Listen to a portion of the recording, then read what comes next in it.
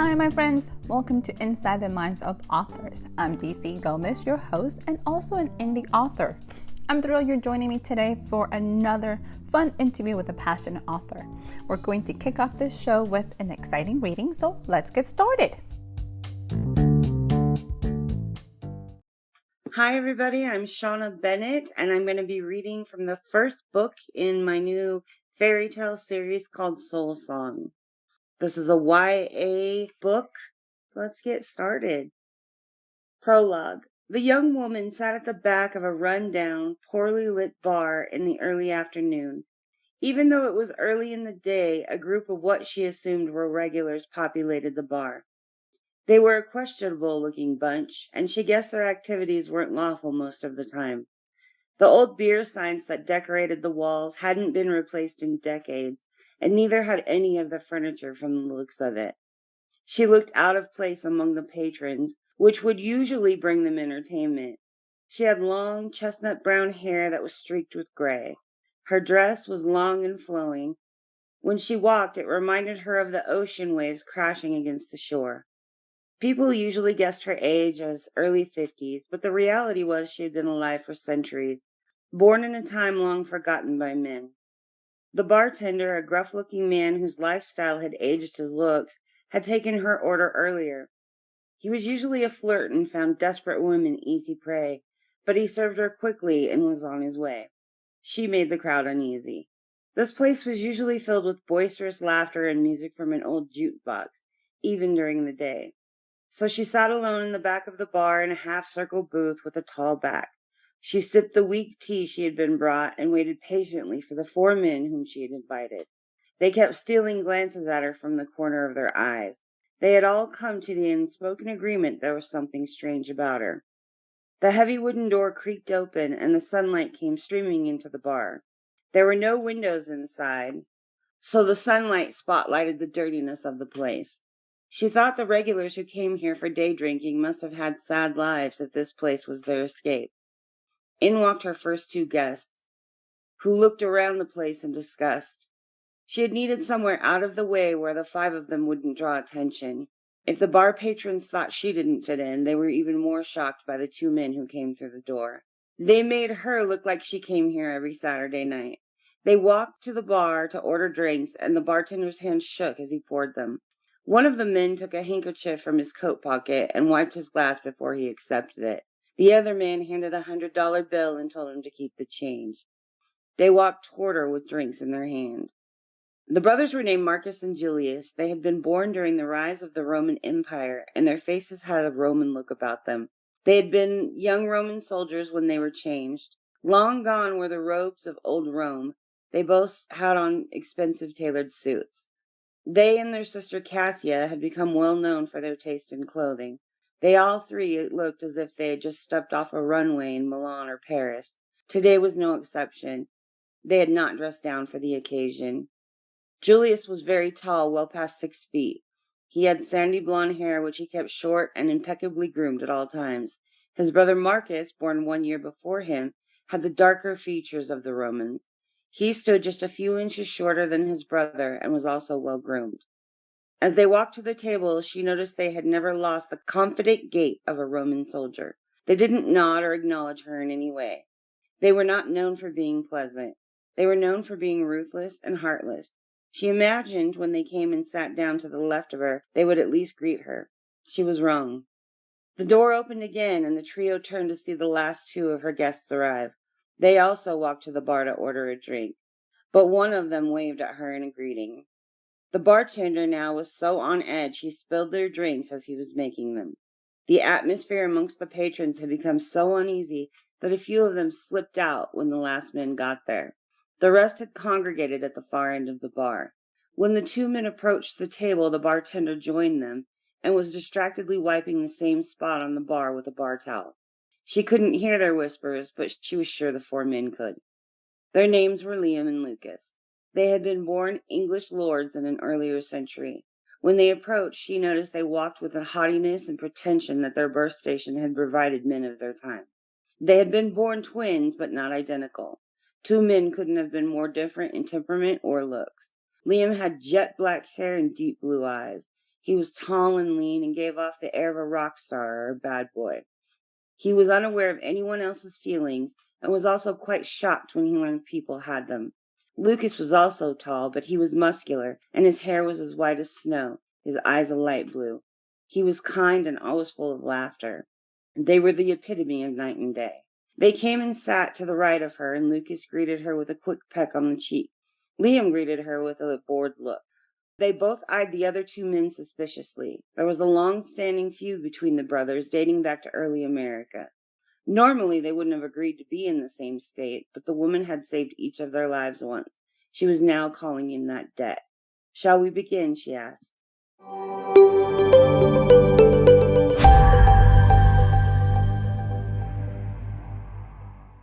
Hi, everyone, and welcome to another episode of Inside the Minds of Authors. We have the fabulous Miss Shauna with us. Good morning, madam. How are you? I'm good. How are you?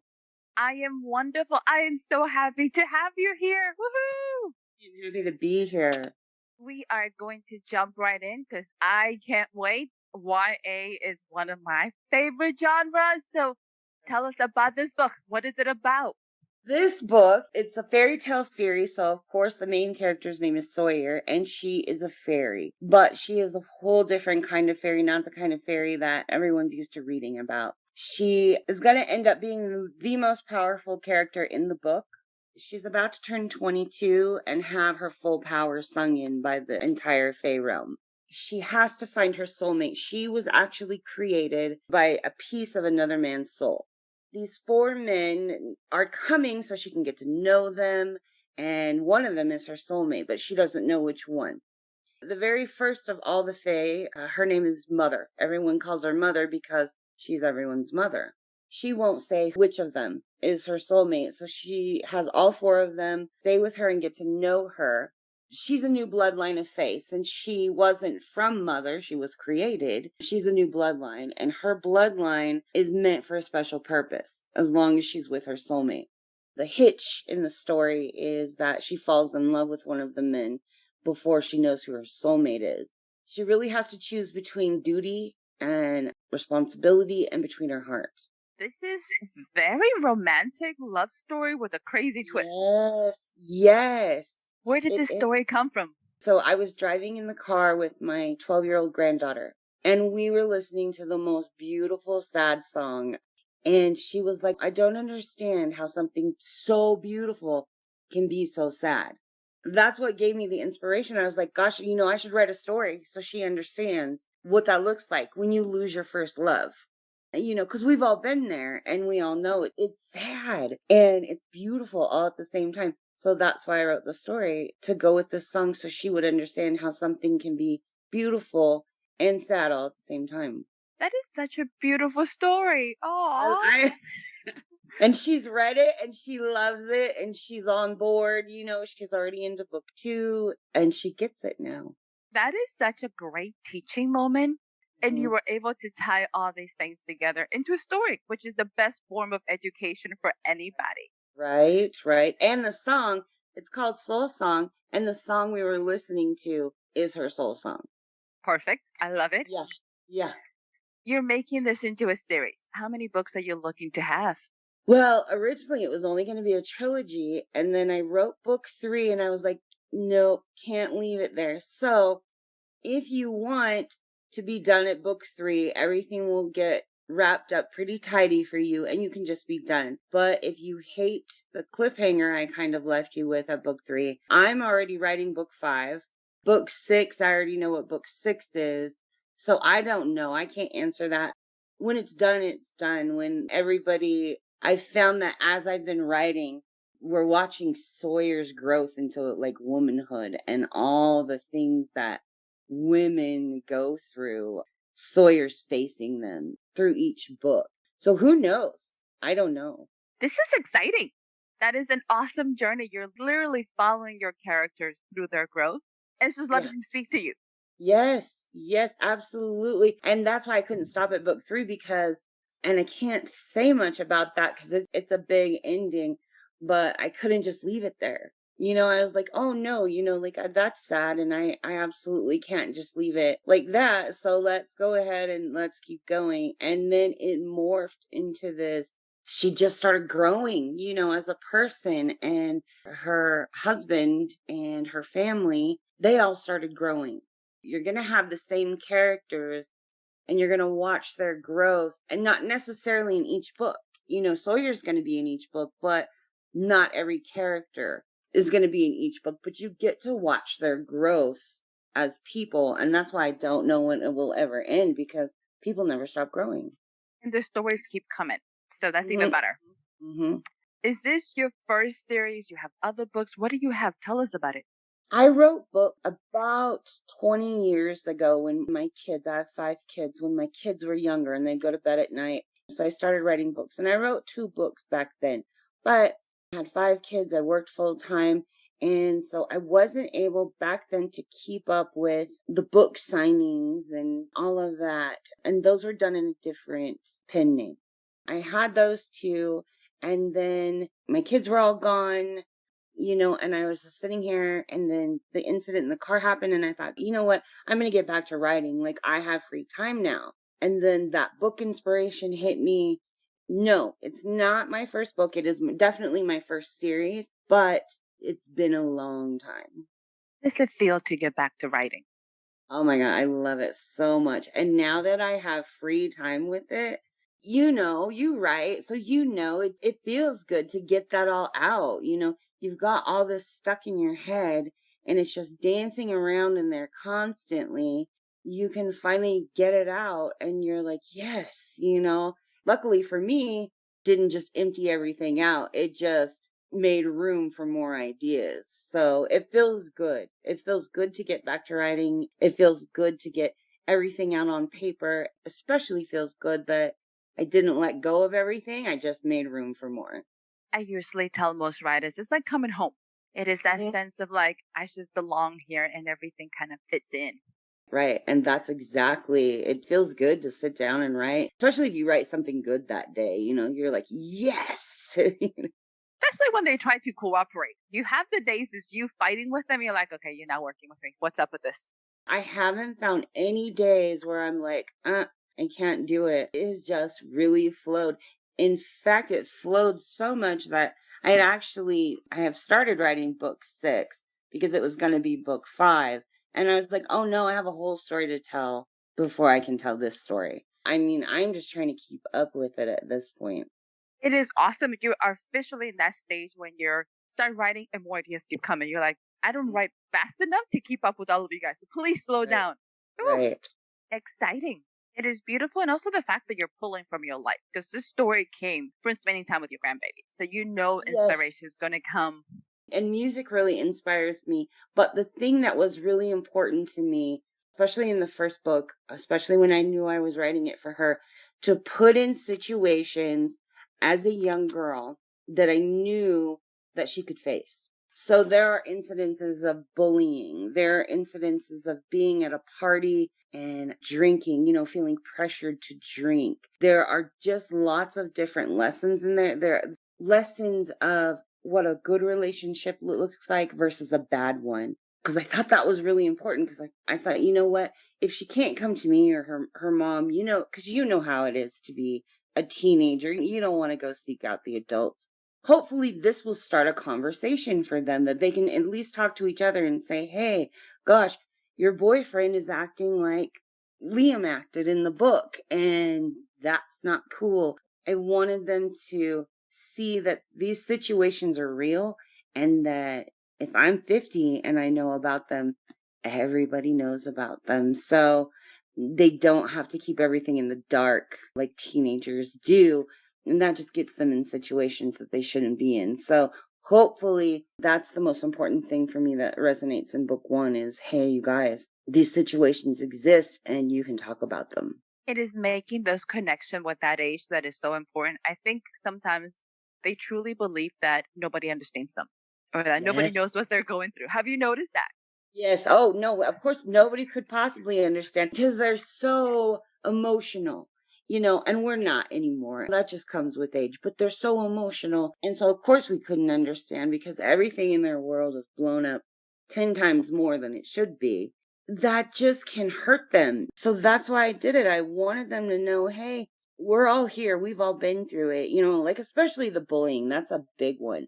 I know we talk about it more, but that's been a problem, I'm going to guess, since cavemen were walking around. There was more than two people. There was some bullying going on, and I just want them to know, hey, you can do something about it. You can stand up and speak up for yourself, and you have power over that situation. Those are some strong messages, and if you're able to tie them in a beautiful story that makes them clear to see, they can connect to your characters. They can be like, I've been there, or I know somebody that's been there. And you said it. It's a great conversation starter. That's what books are amazing for. Right. I love the fact that you're bringing messages and you're bringing stories to life. And the fact that your grandbaby loved it is even better. It's like, massive point. Yes. The second book is dedicated to them. I made sure I sent them a copy, but it's dedicated to all my grandchildren, and each of their names are in it, and they all love that. They're like, yay, because this whole series is for them. And as they all get older, there's 10 of them right now. 12-year-old is the oldest. And so they will all just come into reading it eventually. So I wanted them all to have a series that they could pick up when they get into junior high and know that, hey, this was for you. This is all for you guys. What lesson have you learned in this journey? Because you have done so much and you're getting ready to do even more. What have you learned? My biggest lesson, especially when I started this right when the pandemic started, was I had to shift the way that I was marketing. I couldn't go the traditional route of the book fairs and the book signings and all those things because everything shut down. Then I also realized that my target audience is in social media. At first, I tried that a little bit on my own, and I was not great at that at all. So I hired a social media company at the January 1st, and that has been the best thing that I have done for myself. The girl handles it for me. Her name's Marissa Piper. Marissa Piper's social media. She handles everything for me. She does posts. She does research on hashtags. I mean, I have after every post like 20 hashtags that she's researched that are the most popular, eye grabbing, or I don't know what. Social media, it's the way to go to reach that target audience. If you don't know how to do it, get some help. There's people out there, and I have gone just in 2.5 months. That's how long I've been doing it, from 0 followers to over 1,300. And it's just been in this amazing jump. She gets influencers on board. I mean, she has inspired me to look at more, like I want to look at Comic-Con if they're going to have it this year in San Diego. You have to think of new ways to reach your audience, and you can't go the traditional route right now. That is such a great advice for anybody listening. It is okay to get help. It is okay to hire a professional. Oh, yes. It's affordable enough. I couldn't do it. All I have is Facebook, and there's no children on Facebook anymore, like it's all like Instagram and TikTok and all that. I don't even have any idea about it. It was the best decision that I made. It really, really was. That is awesome. It is exciting and they're good at it and they know what to look for. So awesome. She's really young, and she's super into the series now too. So I sent it to her. I was like, I need you to read this. If you're going to market it, I need you to read it and understand it, and not just put a little picture up. She's totally into it, and she comes up with great ideas now. She's trying to get teasers for book 3. At the end of every book, I leave you a little cliffhanger. And so one of her big things was, can we give them something for book 3? And I was like, sure, And so I gave her the hint, and I was like, you need to look back in book 2 for the number 6 and for the color. And she's like, oh my gosh, now I have to go read it again. Like, I guess I didn't pay that much attention to it. So there's always kind of a hint in the book before, but now she reread book 2 because she was like, I got to look for the hint now. It is exciting you found somebody that not only is good at what they do, but they love your work. So Right. that is a great partnership. When you were starting writing again, what authors inspire you?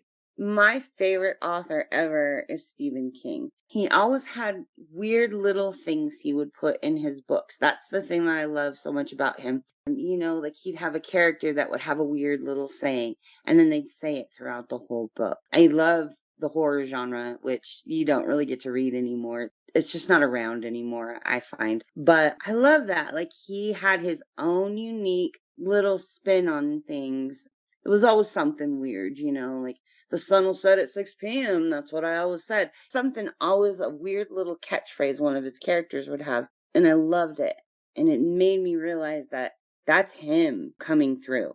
That's Stephen King coming through thinking that's funny. Stephen King has always been my favorite for that reason. For a brand new author, what advice would you give them? One, don't listen to the critic. I've gotten a couple of critical statements about it. And I realized I don't like every book I've ever read. And I don't think anybody likes every book they've ever read or a style of writing that they've ever read. I can't let one voice drown out 100. And that's the most important thing, I think. It's easier for me to say that than it is to do that, but it's the reality of it because now we're just looking at adult bullying when we're going down that road. It is perfect and beautiful. And sometimes we forget we're not supposed to be ice cream. I think that's the best thing somebody ever told me. It's like, you're not ice cream. It's not for everybody. You have a tribe and our job is to find it and just run with your tribe. Don't try to make everybody happy and enjoy it. Right, exactly. And I enjoy it. And I enjoy the story that comes out. And so many other people are enjoying the story. So I can't be too concerned with that person over there who didn't enjoy it. Offer them, oh, well, go find something that you like then. You will. You will find something that will make you smile, hopefully. Right. So tell us, madam, where can our listeners find you? Where are you at? Where can they connect with you? Oh my gosh. So you can find the books on Amazon, iTunes, anywhere that you buy books. The first one is Soul Song by Shauna Bennett. The second one is Immortal Blood. And the third one will be coming out this summer. It's called Heaven's Children and is at the publisher already. We're in artwork. And so it will be coming out soon. You can find me on Facebook. You can find me on Instagram. I'm going to tell you what that is, but if I'm wrong, I'm super sorry. It's at a fairy tale series. That's the best I can do for you there. I'm pretty sure that's our Instagram handle. Twitter, Shauna Bennett. Once again, Shauna Bennett on Twitter. And then there's a website, shaunabennett.com. Awesome, madam. Our readers can find you. They can get your book. They can connect. That is absolutely beautiful. So it's been so much fun. I am excited. Congratulations on the new book coming out. Are you ready? Are you ready to switch gears? Yes. We're going to our lightning round. Let's see what we do. Okay. Easy peasy. Don't think too hard on these questions. Let's see. Ready? Yep. Knight or wizard? Wizards. Nice. Mountain or beach? Beach. Fall or spring? Spring. So here's a little bit different one. Let's see how you do. Mm-hmm. If your main character had a theme song, and we talked about music already, what would that song be? It would be Come to This by Natalie Taylor. Oh, you have been thinking about this. That's her song. That is so perfect. So now, switching away from your main character to you, if you could have one animal that described your personality, what would it be? Cat. Why? Absolutely. Well, cats have their own minds and they have their own personalities. They do not care if they're pleasing you or not, and they do what they want, and you just kind of cater to them. Having spent years catering to my cat, cat is pretty much my personality. I love it. And I have a cat, so I completely understand. I'm like, yeah, Right? that's fairly accurate. Absolutely. Madam, it's been such a pleasure. Do you have any closing remarks for us? I don't just, check out the series. And if you have any questions, you can go on Instagram or Facebook and you can ask questions and I will always answer you. That's the one thing that has been really important to me is if you're asking me something, I want to connect with you. If you have a question, feel free to ask. Awesome. And for our listeners, go ahead, check out Miss Shawna, connect, send her some notes. We're all about this. And Thank you so much for listening to another amazing episode. Give us a like, give us a review, share it with somebody, connect with us. Let us know what you think, and we will see you again next week for another exciting episode, guys. Have a great day. Bye.